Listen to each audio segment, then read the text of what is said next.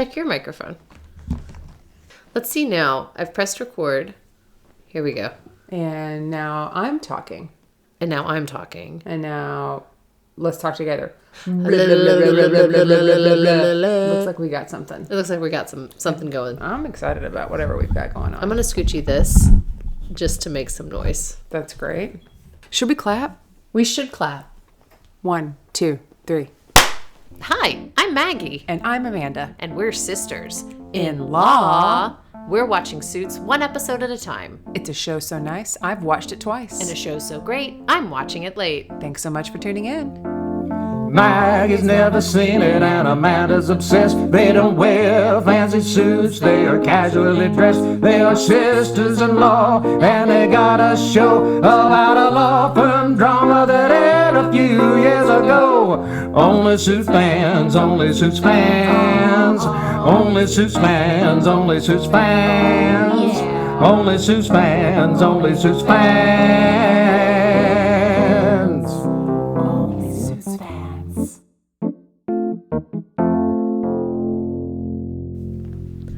Okay, well. Suits LA. Here we go. Season 1, episode 5. Can you believe it? Kind of not. You know what I gotta say? It's been a slow burn, but I liked this episode. Probably the most of any of the episodes. You did? Mm-hmm. Should we do our little intro? Oh yeah, we should. We should. Hello, and welcome to Only Suits Fans. I'm Maggie. And I'm Amanda. And we're sisters in law. We're interrupting our recaps of the original Suits to cover this incredible gift that is Suits LA. Today we are recapping Season 1, Episode 5. And the title of that episode is, of course, the one we just watched. And it is a good name. It's You're on Your Own. It is. I remembered, I just had to talk my way into it. As you were frantically scrolling to find it. I was like, I know it. I don't even need a helper. Mm-hmm. Did I do an intro on this one? I can't remember. This is Season 1, Episode 5, You're on Your Own? I don't think I did. We haven't been doing that. We've just been doing it organically. Yeah, we've just been organically watching this. We're really figuring it out as we go along. With you. Yeah. So thank you to everyone who's tuning in. Hi. Hi. We're here. It looks like we have audio this time. It does look like we have audio. It looks like we have video. Looks like we have video. Looks like we have each other. We have each other. And we'll always have Suits. We have 2 turntables and 2 microphones. 2 turntables and 2 microphones. Where it's at. We got 2 turntables and 2 microphones. Where it's at. We got 2 turntables and 2 microphones. Where it's at. That's where it's at. You know where it's also at? In a brief? Yeah. Keep it. A brief. This is so brief, it's kind of like an accidental wedgie. Ooh, it's like a brief that's so up there. Mm-hmm. It's tight. It's a tight one. It's tighty-whitey brief. It's like, sometimes those are intentional purchases that they kind of are cheeky. Mm-hmm. And then sometimes you put on a brief and you're like, oh, dang, these are cheeky. And I did not know. Okay. We had my daughter's friends came over last night for like a sleep under, like a pretend sleepover. Mm-hmm. And one of them kept calling Kyle and I cheeky. She'd be like, you cheeky little parents. Oh. And I was like, to kind of be like, you, like if we'd tell them like, hey, like, let's calm down or something. She'd be like, you cheeky little parents. And I was like, what? Interesting. I know. I was like, I kind of like that. I might steal a little lingo from a 6-year-old. Cheeky? What does it mean when a 6-year-old calls you a cheeky little parent? I don't really know, but I think it was like kind of being like a little sassy, like, okay, like, you think you're going to tell us what to do, you cheeky little parent? But I kind of took it like, I'll hear that. I like it. Okay. I'm going to start calling people cheeky little things. You cheeky little podcaster, you. You cheeky little sister-in-law. Well, this is a cheeky little brief. Cheeky little brief. Let's hear it. Cheeky little brief is the name of the episode. Right? I like it. Yeah. Yeah, it's a cheeky little episode, It's a cheeky little episode. Go. Well. It seems that Carl, the writer, has found a more permanent spot on the writing staff of Suits LA. Channeling the kinkiness of Louis and Sheila, he added a third, and it really made this cold open hot. And he didn't stop there. We learned a little more about the Ricks' past and what might happen in the future. Speaking of futures, it looks like Lester's future might be teaching intro to screenwriting to his fellow cellmates. And is Ted funny? Like, I think Ted might be funny, or like kind of funny, not like sitcom funny, but definitely law firm funny. This show is wild and unbelievable. We never know what to believe. We don't. However, we both agreed on something. This Yes. was the easiest episode that we liked this episode the most. Liked it the most. We liked it the most.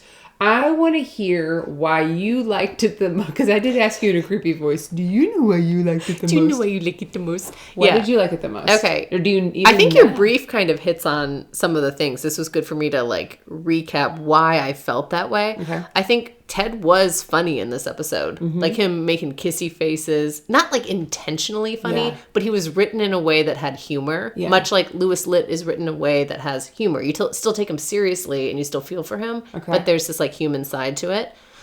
It was also definitely like an easier to understand episode. And we saw more of the characters in their elements, like trying to work on one case altogether. Right. So they were like working on their case and their personal stuff was coming up, but it wasn't so much personal drama, bombs exploding. Yeah. It was more like the interpersonal relationships as it surrounded this one thing everyone's involved in. I agree. I also just think they explained the case better. Because So much we have better. struggled with like, I mean, What we is did have this to pause about? it once. I was like, wait a minute, I'm confused. So you were like, okay, this is what's happening. This felt the most clear of the 5 episodes when it came to the explanation of the cases, because as much we love Suits and Suits LA, we also love the law. And Yeah. so if we can't wrap our heads around how we would go in and approach this case and how we would defend, Exactly. right? It's hard for us. Yeah, you We want struggle. Exactly. We are on the struggle bus instead of thinking about a train to Prediction Town. Exactly. And I felt like they did a good job of explaining the cases. because we're really working on one case, right? It's the Lester case. Now, maybe that's also what it is. And so we're able to focus on it, and the explanation and all the pitfalls and like the things that are happening split up. Yeah. Like little nice deli slices of case. Yeah. As opposed to like, here's a chunk of meat case. Quick depo. Okay. I did tell you I had Potbelly today, Love which is Potbelly. not a Quiznos. It's not But you Quiznos. don't like Quiznos. I'm fine with Quiznos. Okay. Specifically, when you said deli meat, what's your favorite deli meat? Okay. Well, I always get my deli meat, not always, but I prefer to get it from the deli counter. It is infinitely better and more expensive, but it's But definitely I will better. eat it all. Yes. I will eat it all. Yes. I really only get turkey these days. Okay. But I do love a thin sliced German bologna. Okay. A German bologna. Yeah. I saw somewhere that for every hot dog you eat, like 37 seconds of your life gets shaved off. Yeah, you sent that to me, I think. I think I did because you know how many hot dogs I eat. And I love hot dogs. I dress like You one. dress like a hot dog. But you know what? I say, let me go down choking on a wiener. I mean, Let me go down choking on a wiener on the 4th of July. oh my gosh. Should that be the name of the episode? No. Wait, what's your favorite deli meat? Default is turkey. It's a It's a people pleaser. Anybody in the house is going to like a turkey. Yeah. Mm-hmm. Selfishly, deli, roast beef. It's real good. It is good. It's really good. Oh, it's so good. Also, not gonna say no to some pastrami. I was just gonna say that, even like a turkey pastrami. The thing is like if you get it, you're the only one eating it. Like It can go it's bad. It can go bad. Yeah. you got to make an intentional choice But you know to what get I down love on is, that like- roast beef or pastrami. I love sandwiches with people. I think we should have more parties where people eat sandwiches. Joey Tribbiani would love that Joey Tribbiani. from Friends. Oh, is that his last name? That's his character. Wait, Wait. Joey the character's last name is Tribbiani. Uh-huh. So I just realized how much I probably know about Friends, and That because I you don't. I mean, I've watched it, but I wasn't like in it. Is it one of those situations where you could not name the characters' first and last names? Not the first and last names, but Rachel, Monica, Chandler, Joey, Phoebe, and Ross. That's great. That's first names. I'm on a first name basis with them. That's great. I just don't call them Tribbiani, you know? Joey Tribbiani. Mm-hmm. He loves sandwiches. Oh, yeah. We love sandwiches. It's his favorite thing. Well, same. Yeah. You know what my favorite thing is? Talk a little bit before credits. Yeah, okay, let's get into it. Okay. Also, if you're watching, we'd love to hear about your favorite sandwich. Yeah, let us know your favorite sandwich. Let's know your favorite sandwich.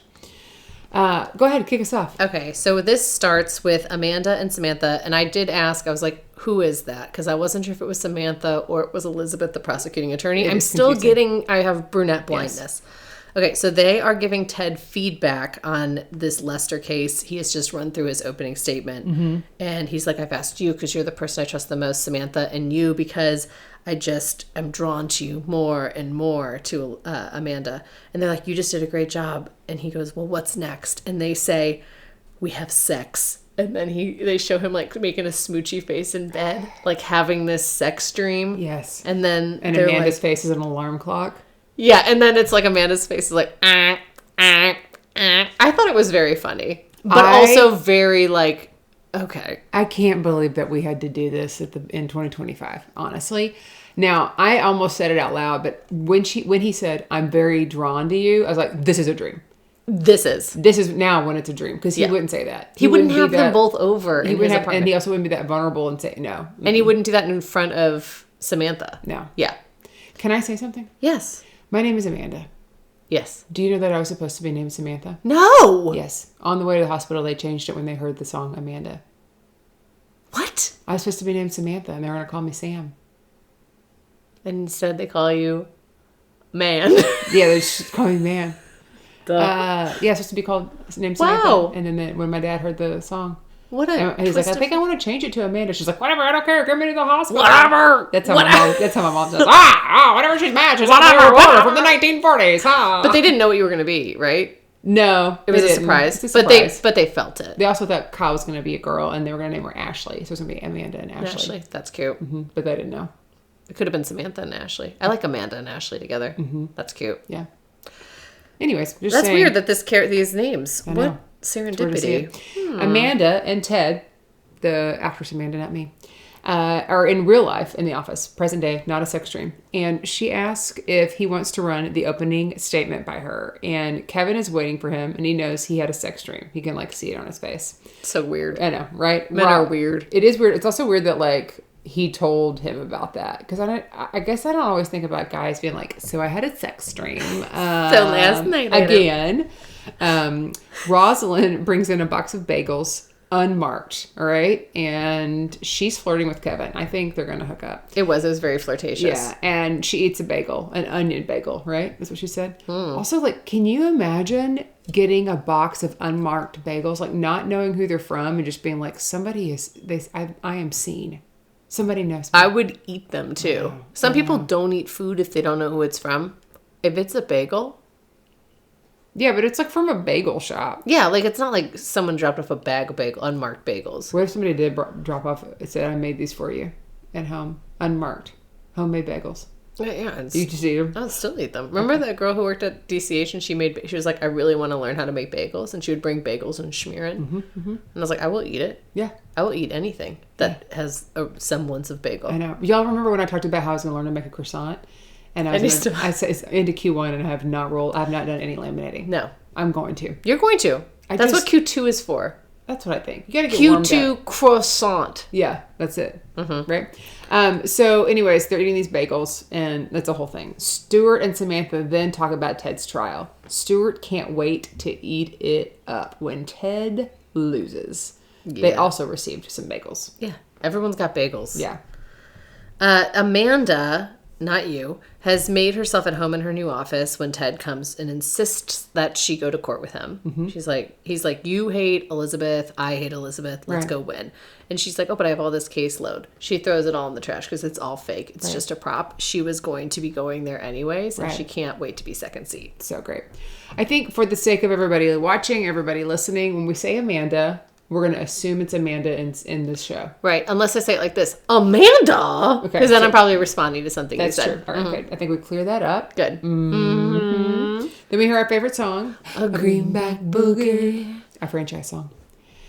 Flashback. We're going to do that? We'll start with the flashback. Come on, let's go. All right. Flashback. On the floor. Ted wants Kevin to get Samantha out of the house to propose to her. Now, not Kevin proposed to Samantha. He wants... Ted wants Kevin to get her. Yeah. He doesn't want to show him the ring until he shows it to Samantha, which that's very nice. In Kevin's humble opinion, Ted and Samantha are made for each other. And also, Ted has not told Eddie because he wants it to, like, he doesn't want him to spoil the secret. And Kevin jokes that she will probably say no and get slammed with a bill. Yeah, the Ted's one time Ted orders double entrees. Double entrees. Then we see Samantha. She's meeting with Kevin over pizza. And she tells him to do more things around the house and show his wife how much she appreciates her. And Kevin says, oh, that's like really great advice. You're totally ready for marriage if you wanted. And she goes, oh yeah, I'd marry Ted tomorrow if he asked. Then Kevin gets a phone call and stands up. Now, Amanda is eating this New York style pizza the correct New York way. Samantha is eating it. Samantha is eating this the correct way, folded over, which is like how you eat a New York style pizza. This gave you had a visceral reaction to the folded pizza. First of all, how do we know they're in New York?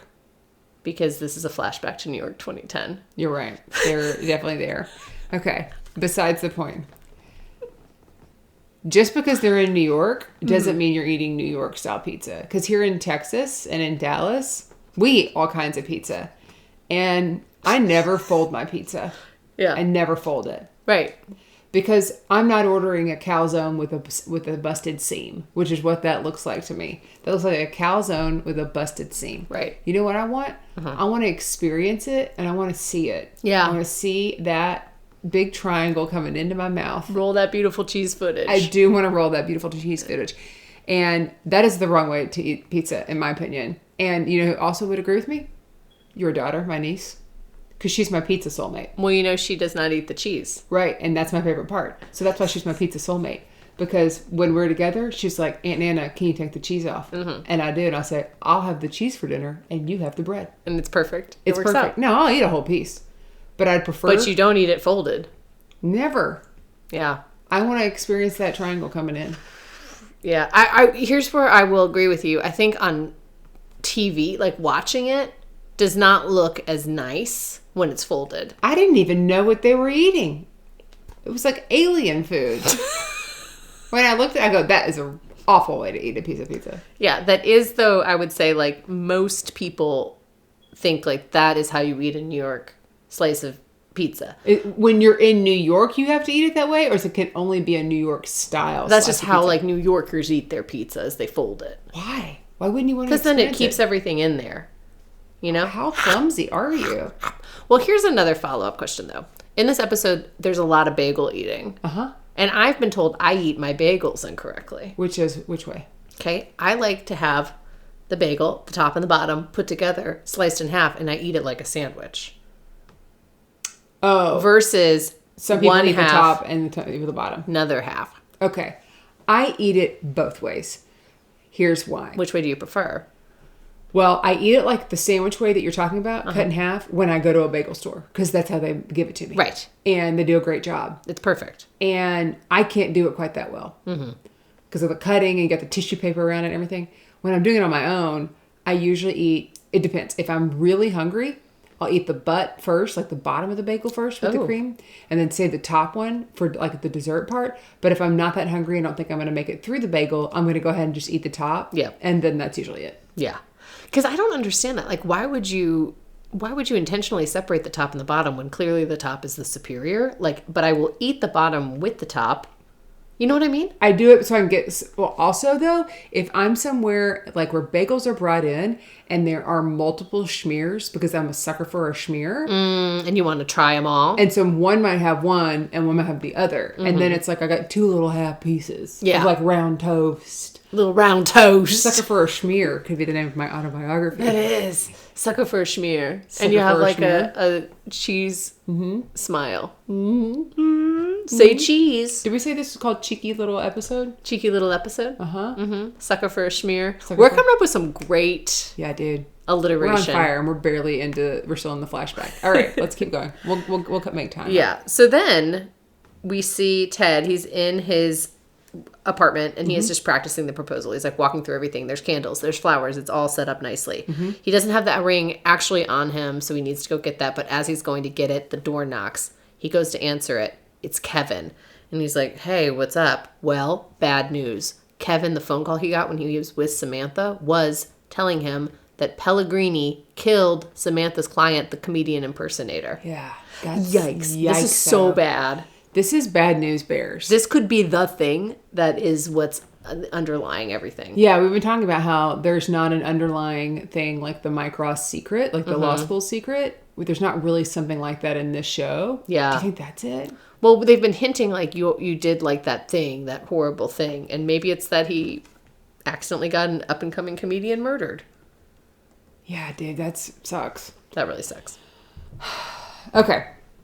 So yeah, present day. Yeah, here we are. Back in 2024, 2025 LA. Where they eat pizzas probably with a knife and fork. If they even They don't even have pizza probably in LA.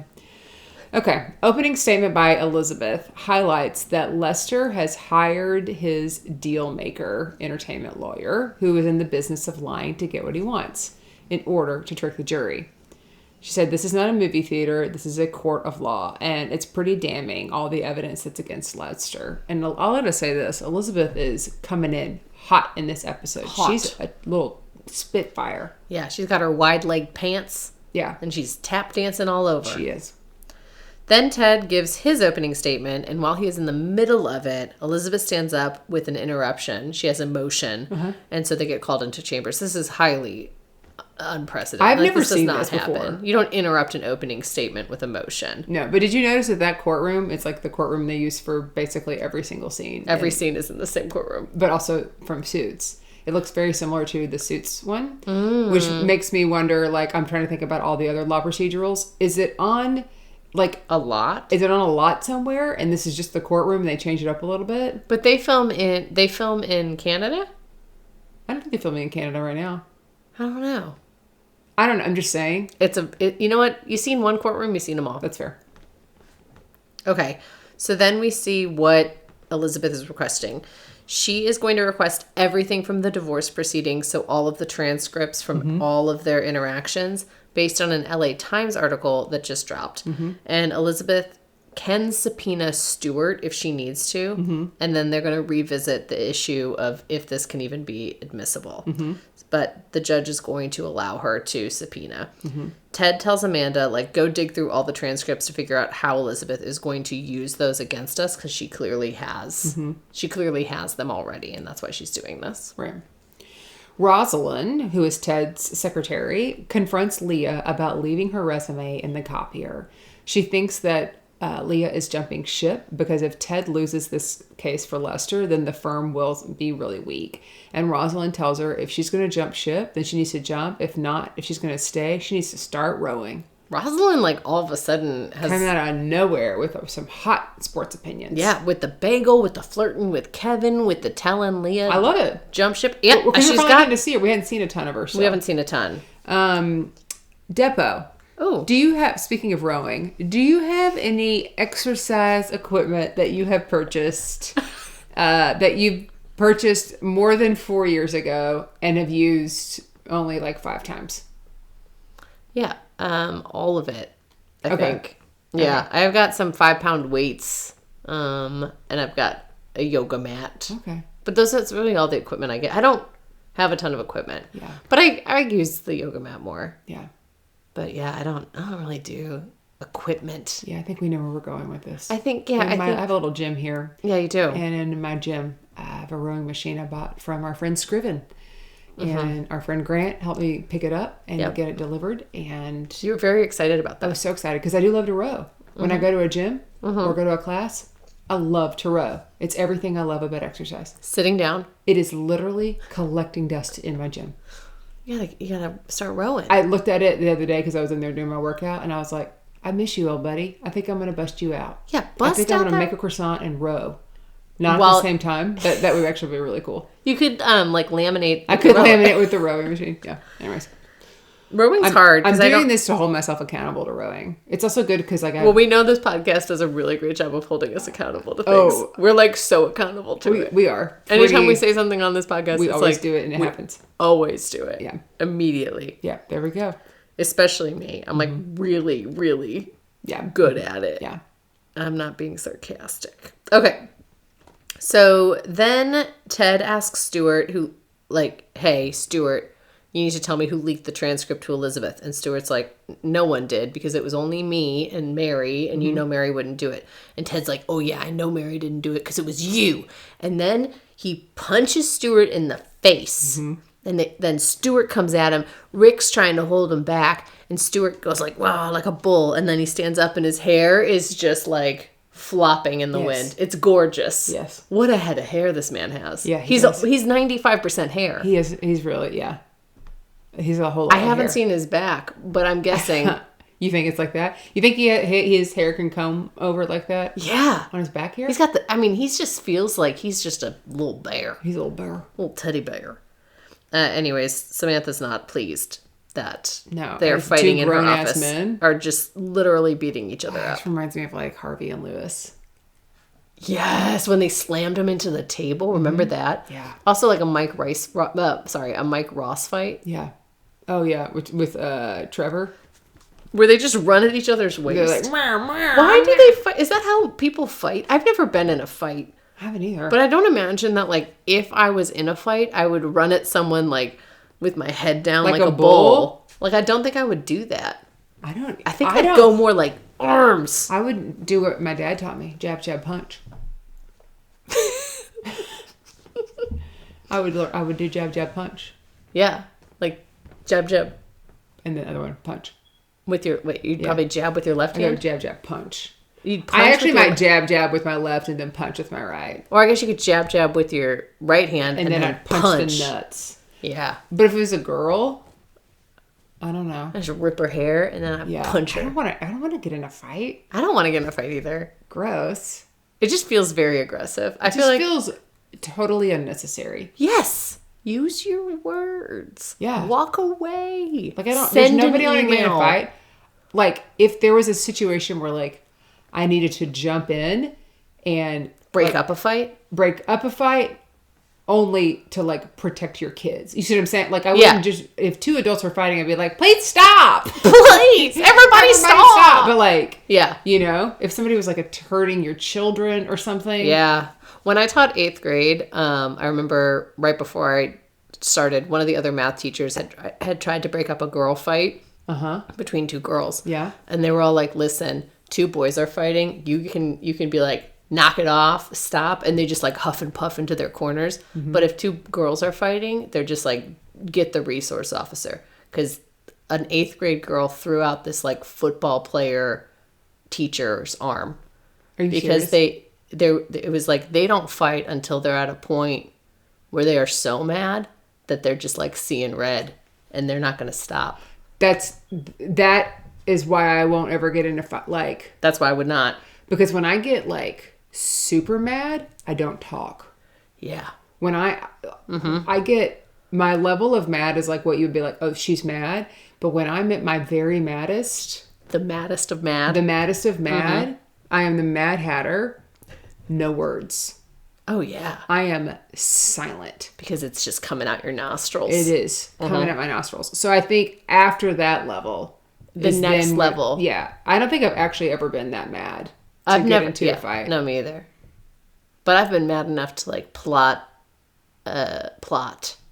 Plot a fight or what? Plot something else? No, plot something far more sinister. Oh, okay. We'll just keep going. Not like anything sinister. I just mean like, you know, like where you're like, just like, oh, I could plot like a little revenge. Yeah, like a little revenge. A cute, you know what? A cheeky little revenge. A cheeky little revenge. Mm-hmm. Let's see here. Where are we? Oh, yeah, we were just rowing. That's where we left off, right? Ted asks Stuart who leaked the transcript. No, we just did we're done that. Ted returns to the office and clearly was in a fight and acts like nothing happened. Amanda and Kevin texted him because Amanda believes Elizabeth planted the article so she could drop it into evidence. And Kevin is going to go get the records before 9 a.m. tomorrow, which means he's just going to go figure out how to get them, but he's not going to subpoena them. Right. So he's going to get them the wrong way. And then they'll get it the right way later. Yeah, they just need this now. Yeah, this is exactly a stunt that Elizabeth pulled in the Dante case that Elizabeth really put away an innocent man. This is also a stunt that Harvey Specter would endorse. Yeah, this is total suit stunt. Which makes you, like, when you see these things, you're like, dang, lawyers are sneaky. Sneaky. They're not cheeky. They're sneaky. So then Stuart apologizes to Samantha for fighting. And she's like, it's unacceptable. And he says, well, being a lawyer is the most important thing to me beside my family. And Ted was like calling my integrity into question. And Samantha's like, actually, you just need to be the bigger man next time. Because there will be a next time. Ted will come for them again. And she wishes that Stuart and Ted weren't such children that she ever even had to make the decision to cut Ted out of this. Which I thought was interesting because it's like, you didn't have to, but you did make a choice to cut your ex out of this agreement and partner with his best friend. So you are not innocent here, Samantha. No, none of them are. Rick calls Erica to get some information, but actually he just wants to... Goss. Yeah, he's got some hot goss and he wants to talk about it. He wants to dish some tea about Ted and Stuart getting into a fist fight. She's like, a fist fight? Wow. He wants it to be like it was, and maybe the Erica and he were co-heads of head of entertainment. She's like, is that what you wanted? He was like, I don't know. Anyways, he was trying to get her to a late night dinner, and we know what happens when you have a late night dinner. Indigestion! You're gonna need some Mylanta. Yes. So, anyways, he was trying to put her into... I really liked how you called them the Ricks. The Ricks? I think that's cute. Thanks. That's what I'll put on their wedding napkins. Okay. Lester is not on board with Ted's plan to get these, like, strong-arming the reporter to get the transcripts. And Ted says, you're the one who took ecstasy, went out with a gun, and then watched your, like, suicidal best friend kill himself. So you've made choices. And you can either put your faith in the choices you've made and trust your instincts, or you can trust mine. I think I had an audible, ooh. You did. I think That it was... oh. He gave it a bit. Rough. But that was what I think Lester needed to hear it. Lester needed to hear it. Sometimes you got to have Ted tell you what you need to hear. Yeah. Not what you want to hear. Yeah. Ted and Amanda are waiting for Kevin and Lester, who are late to trial. Ted tries to play it cool by saying that his client does not need to be there and asks for the benefit of the doubt. Amanda stands up to earn the judge's trust. She's like, you don't know Ted, but you know me. I've been in this courtroom. I promise you, we do not know where he is. They have 24 hours to get him back. Kevin calls with the records, and it's past 9 a.m., which like doesn't really help, but... Yeah, like you're a little late. Yeah, and to say that Lester's wife just called, and Lester left his phone and took his bag. So Ted is going to go find Lester while Amanda and Kevin break that reporter. So Amanda and Kevin go and confront Scott Stein outside of the LA Times, I'm assuming. Yeah. And they demand that he signed an affidavit saying that Elizabeth gave him this information and he didn't even check any sources. And he's like, I'm not going to do that. And the judge isn't going to make me reveal my sources. And Amanda gets up in his face and is like, you did this also to Dante Evans, and I am going to slap you with a wrongful death suit, and I'm going to get you fired, and you're never going to work again because you did this. You messed up. Also, I'll take you for everything. I'll take you for everything because of the attorney fees. Yeah, she is serious business. I love Amanda. She's my favorite character. She's top favorite character. I liked this scene big time. This had like Jessica Pearson meets Mariska. Olivia Benson would be if we're doing the two characters. That's what this scene felt like. Yeah, it was part Olivia Benson and part Jessica Pearson. Yep, because it's like on the streets, but it's also given the biz, but it was attorney and it was copish and it was like I don't know, serious. It was really great. She was great. We like Amanda. So he's gonna give him everything. Yeah. Kevin shows Ted the transcripts, and to tell Ted he knows that Ted is hiding Lester. Right? This is like his whole MO. He does this a lot. And Ted invites him in to help Lester prep for trial. He like immediately knew when Lester was missing that he was at Ted's. Yeah. Okay, so then we see Erica, and she tells Kevin, like, hey, move out of my spot. And he goes, what, this is the 25th floor? And she goes, yeah, this is all my spot. Because we know that Erica goes up to the 25th floor just to be alone and to eat some takeout. Yes. And they both have been told that they'll like each other. It's kind of cute. So Kevin is like, hey, I need to run something by you, but you cannot tell Ted. And she goes, okay, well, what is it? And he says, I need to know if Lester is telling the truth, because the story he told us is very, very similar, like same exact words to what he told the police, which is suspicious. So he's thinking that like Lester's statement has come from some sort of story, like a script or a movie, but he doesn't even know where to start. And so because she's the head of entertainment, he thinks she might know movies. Right. But of course she doesn't know movies. Right. And we paused here and because I didn't quite understand it. And then I made a mid-episode prediction that I need to go ahead and be very forthcoming with because I failed. Okay. I said it to you. I go, well, there's no way that she could find this information because she doesn't know anything about TV and film, even though she's head of entertainment. And so you said she's going to give it to Leah. And I said, yeah, Leah will figure it out. And then Leah's going to feel good and not want to leave her job. That's what I thought too. Yeah. We were wrong. We'll find out. We were wrong, but kind of right. Because, I mean, she does. Here, we'll jump here. Like, Leah comes in to her office and she's like, I've done this. She's on top of things. She's growing. She seems to be rowing with the ship. Like, she's not jumping. Right. And she wants to help more. So Erica shows her this piece of dialogue, this thing that Lester has said. And Leah's like, no, this doesn't ring a bell, but like maybe it came from a script that hasn't been made yet, which gives Erica the idea. Yeah. Back at trial, Ted shows that Lester had a health scare, and they have a sworn affidavit from a doctor, and Lester says he had a pain in the chest and he went to the doctor. It turns out it was just a panic attack. Elizabeth does not buy it, but the judge finds no reason to doubt it, and Lester is on thin ice. Can't even take a shit for too long, and the judge will put him in cuffs. Yeah. So we see the judge. He's hearing the cases for the divorce proceeding transcripts, and they have this affidavit. Amanda presents the affidavit from the reporter saying that Elizabeth planted the story so that she could use this article as evidence. And Elizabeth stands up and she goes, well, okay, so however this story got out there is actually not what's in question. The story is out there, which means it could have tainted the jury pool, which means it should be entered into evidence. And the judge is like, ugh, as much as it pains me to let this happen, she is right. This is admissible. So Amanda calls her a moral piece of filth. And then Elizabeth, as she's leaving, was like, you don't think for 1 second I believe that Lester went to a doctor, like you were hiding him to get more time. And it's just dirty, dirty, dirty all around. Everyone's pulling stunts. Everyone is pulling stunts. The pulling stunts. The pulling stunts hard. I would pull a groin trying to do these stunts. Yeah, no kidding. So much backflips. Double groin for me. Both groins. Both groins. Then you're screwed. Oh, my groin. Erica visits Rick at his very nice office. So the Ricks are back together and they missed each other. She needs his help with the Lester case. Lester's exact statement is from a script that he wrote himself. Like Rick is even saying it like with it. He's like, I've read the script 20 times. I know it. And his entire story is a lie. That's so fucked up. Dude. Why would you do that? Why would you murder someone? But why would you also write it in a script preemptively? Like, what? Lester? I don't know. I guess he's just twisted. Yeah.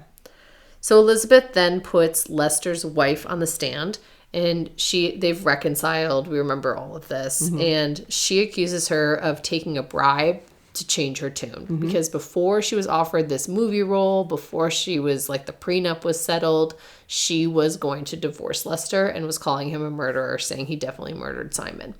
Then she uses her own acting career as evidence against her to be like, that's why you're lying on the stand. Which I was like, geez Louise. You know, just because someone's a good actor doesn't mean they're lying on the stand. Right. You can't do that. Yeah. Can you? It's like, I don't know if people have said this to you. They're like, I don't know, if you're an improviser, you might be making that up. And I'm like, no, lying is different than improvising. Yeah, no one said that to me because I'm a horrible liar. Oh. And probably that means I'm also a horrible improviser. No, that's not what it is. Ipso facto. Yeah. Or people just can tell that I don't know. No one's ever... It's come up because Because you're a better, you're a more famous improviser. No, I'm not a famous improviser. You're a famous, everyone tuning in is here because of Amanda Austin, famous improviser. I'm literally not. I'm the opposite Literally, of it. if one thing gets people famous, it's improv. Yeah, that's what we've always said. Also, it's the same thing as like when my mom would say, well, if you're making it up on the spot, why do you have to say dirty things? And I said, because I'm following the fun and I'm saying yes and to what's happening. And it's a cheeky little improv scene. It's a cheeky little improv scene. That's why. This improv scene called for being a little cheeky. Yeah. Little cheeky. A little cheeky. Because that's where my brain goes, Mom. Yeah, dude. I got a cheeky little brain. Okay. Kevin, he meets with Rick and Erica, the Ricks. And Rick presents him the script. Kevin also asks Erica, can you trust this guy with your life? And she's like, yeah, I can. Yeah. And so he's like doing a solid by like coming across, extend to the olive branch, Mm-hmm. I did say, I think he's just doing this to get in Erica's pants. Yeah. Because he really wants to be back with her. He really wants to be back. Yeah. Doing that thing they used to do. Yeah. That basically, this is like the Suits LA version of the can opener. It is. That thing they used to do. Mm-hmm. Okay, so then Amanda wants to know where Kevin went last night. She's confronting Ted and how Ted found Lester even so quickly. And like, also, catch me up. Yeah, catch me up. And also, why did Lester go to your doctor? Uh-huh. And she is pissed because she has realized what Ted has done. And Ted's like, well, it worked. Like, we just needed to do it. And she goes, no, I didn't want to beat Elizabeth by playing Elizabeth's game. Like, I wanted to do the right thing. I'm not compromising myself to win a case, which kind of feels like what Stuart was saying too, right? Like, his integrity on the case was being called into question. Ted was acting like he would do anything to win a case, and Stuart's like, I would not. And Amanda's saying the same thing. Like, I wouldn't do anything to win. I wanted to do this the right way. I also like that she called him on the fact that he didn't apologize. Like, that's what she was wanting also. Yes. She was like, look, you didn't even apologize. You're just like, well, it worked. Like, just real cocky about it. It's like, well, look, it doesn't matter if it's wrong. It worked. And all she wanted was an apology. That's all most people want. It's just an apology. Yeah, that's just it. Want an apology. Yeah, just lead with that, Ted. Let's see here. Kevin and Erica. Yeah, Kevin and Erica are eating sushi and drinking beers on the 25th floor. And he accuses her of saying and thinking that, no, this is not Kevin and Erica. My God, it's Rick. It's Rick. It's the Ricks. It's the Ricks. Guys, I gotta say, I'm getting these names confused because I would have given them different names. I don't think Rick looks like a Rick at all. I think he looks like he could be a Ted. I think he looks like he could be a Kevin. He does not look like a Rick. I actually think it looks like it would be a Brian, which is his name. He looks like a Brian. Yeah. Rick and Erica are eating sushi and drinking beers on the 25th floor. He accuses her of saying and thinking that she loves him. And she says, you wish. Then Stuart calls to see if Rick can talk, and he apologizes for his behavior and is worried that Rick would regret his decision because of him. And Rick assures him it's all okay, and then tells Erica he better get back to work. But he also says something to Stuart. He's like, sometimes you just got to get things out, and then you never know what's going to happen. And he's looking over at Erica. And Erica says that Erica then tells Rick that the reason that they stopped doing the thing that they used to do is because she didn't want to be in competition with him while they were doing that thing, because this was when they were both up for co-heads of entertainment. But now they're not competing, which I thought he would say, well, now we're not competing. But he didn't. But they just sat there, yeah. And then he walked away, which probably made her be like, uh-oh. What did I do? What did I do? I just put it out there. Yeah. Well, then we see Ted with an open bagel on his desk, and he calls Samantha, who is also eating a bagel. And he apologizes for what he did to Stuart, which he should have done. And turns out she's the one who sent the New York bagels, per tradition. I guess they always eat a nice New York bagel. She wants him to be successful, and he says, I know you do. Yeah. Kevin pounds on Lester's door, and he shows him the script. Oof. And he wants the real story. He's like, what the hell really happened? And Lester's like, okay, I killed him. Ah! I killed Simon. Yikes.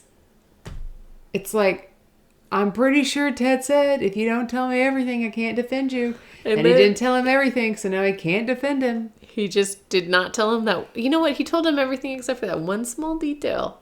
That he did it. Depot. Uh-huh. Do you like the way it was revealed right here at the very end, just right there in the house? Or did you want more of like a A Few Good Men, like they get him to confess. You're goddamn right, I ordered the code red. Like right there in the middle of the courtroom. That's what he says. Jack Nicholson's character. You're goddamn right, I ordered the code red. You can't handle the truth. I can't handle the truth. I ordered the code red. I guess maybe you haven't seen A Few Good Men as many times as I've seen it. Have you ever seen it? No. I don't think so. I saw it on New Year's Eve in the theater with my best friend Lauren, and then our parents and some other people were sitting a couple rows behind us, but we were in high school and we were old enough to go. And so... But they also wanted to go. Yeah, they also wanted to go. But like we were allowed to see it because it just had cuss words. Like there wasn't any... Nudity or sex scenes or whatever, but we wanted to look cool, and so we sat ahead of them, like in a couple of rows, so that we weren't sitting with our parents. They were throwing popcorn at us, but we acted like we didn't know who they were. Okay, wait. You know what's weird just about thinking about like going to see a movie when it's like, oh, like this is scandalous? Titanic came out when I was in 4th grade. Okay. Oh my God, I forgot how old okay. I am. No, wait. But I think what's weird is that like I had so many friends who went to the theater and watched Titanic multiple times, and we were in 4th grade. You were in 4th grade? And they were like, and I was like, really? You were in 4th grade? Yes. Because then we would call the radio station to request Celine Dion, like, and they were like, no, we're not playing it anymore. But I was in 4th grade, and people were like, I've seen it 10 times. Like that was like, oh, we're going around in our morning meeting because we're in elementary school, and someone's like, I saw Titanic again. This is my 10th time seeing Titanic, which is like what? How many hours? 30 hours? It's not appropriate for a 4th grader. That's what I keep thinking. I'm like, the movies that people would watch in elementary school. But then you went to go see A Few Good Men in high school with your parents a few rows back. Yeah, but there was not any, it was just cussing. Just some cussing. No frontal nudity. No, nothing. Maggie, I also saw Titanic in the movie theater, I think 6 or 7 times. Did you? I was in freshman in college. No, you were not. Yes, I was. I was a freshman in college. I know exactly, like, I could tell you probably most of the people I went to go see it with. Yeah. Lauren more than once for sure. Mm-hmm. I never saw it in the theater because I don't think my parents would have let me go to the theater. I don't blame you. Yeah. Wow, you're in the 4th grade. I was a freshman in college. That's because I also saw it over break too. Because like Mm-hmm. I came home too and watched it, and yeah. Time is weird though. Time is weird. Time doesn't. It's not even. Time is weird. Time's weird. Okay. But you know what? Also, I get like time warped about. What? Like going to the future. That Going that to the can past, really mess with you. It can really mess with you. And like thinking about what's going to happen in the future without having really any clue. No, it totally messes with you. But should we try it? We should try it. Let's go to Prediction Town.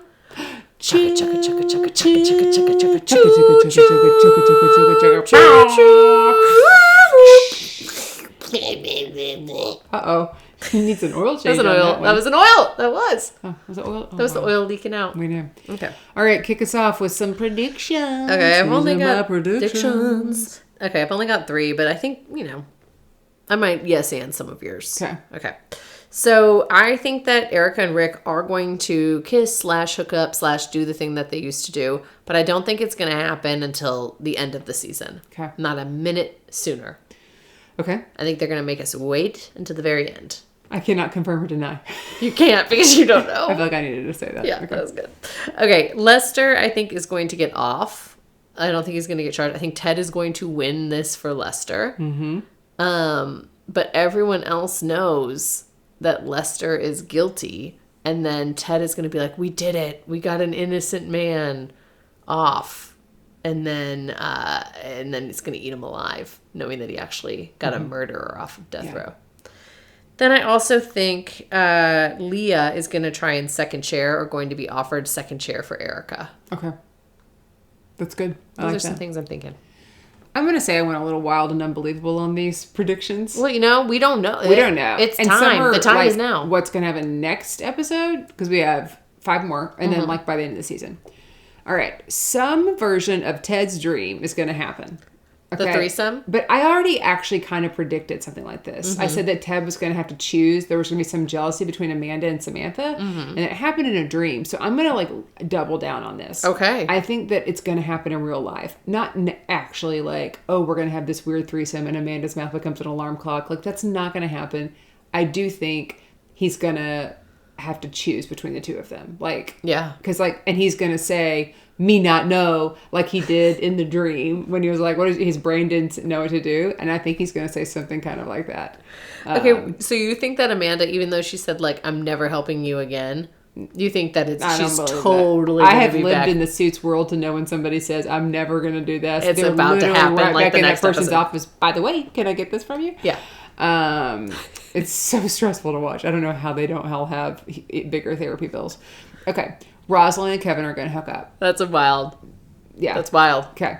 Stuart is going to retire from law because I don't know that he's that great at it. He's so good at it. Do you think so? I love We just Stuart. haven't seen him do He hasn't done law. He's only done like these fights and bits. Fights, bits, Dungeons and Dragons. Yeah. So like I don't like he's just more of a character and But not you know? You know what though? But remember when in the flashback to New York and he was getting he was like defending Pellegrini's henchman person and he was doing a really good job by his client. Yeah.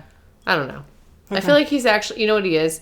He's like an actual attorney, but then not like a TV attorney. Yeah, that's fair. But he is a TV attorney. That's fair. You know what I mean? I know. Okay.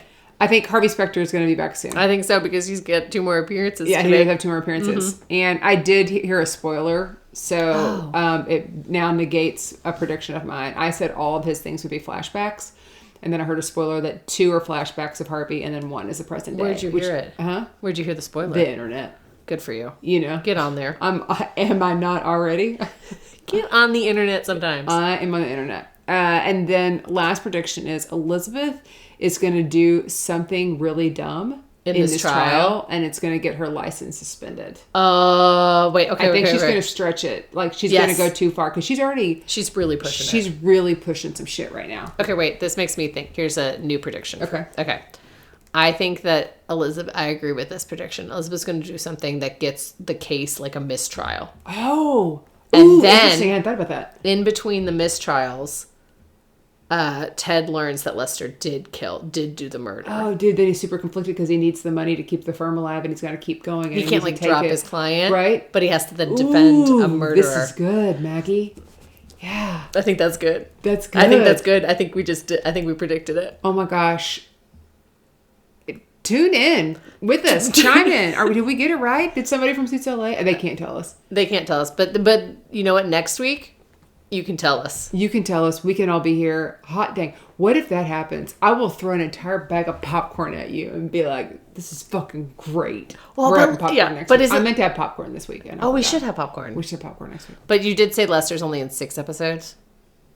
I thought I saw that when I was looking at IMDb of like their name. Like I was trying to figure things out. And I thought he was in 6 episodes, but I'll go look. So maybe that's a bad prediction. But I think it would be better writing. Oh my gosh. It would be good. Well, it could be that he's in better. 6 episodes, but then like Ted doesn't find out. Like Lester's off, he's good for a while, and then like in those last 4 episodes, he finds out at the very end. So then it like leads us into what could be an episode season 2. Season 2. Yeah. Something.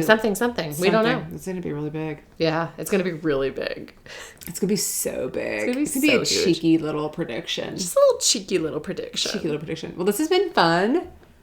This has been good. So fun. Yeah, thanks all of you for being here. Yeah. We have sound and we have video. Do you want to sign off? We have all of it. I think we should. Yeah, I think we should do that. And then I will go and sign off. Then we'll go and sign off. Like I'll click the bye button. The bye button.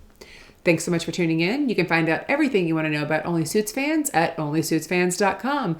Make sure to follow us on Instagram, TikTok, and YouTube. And you can listen to us on Apple, Spotify, or anywhere else you get your podcast. Don't forget to like, subscribe, and leave a review. And if you don't know what to say in the review, just type, "What a cheeky little podcast." So cute. It's so cheeky. First graders is giving the best podcast reviews.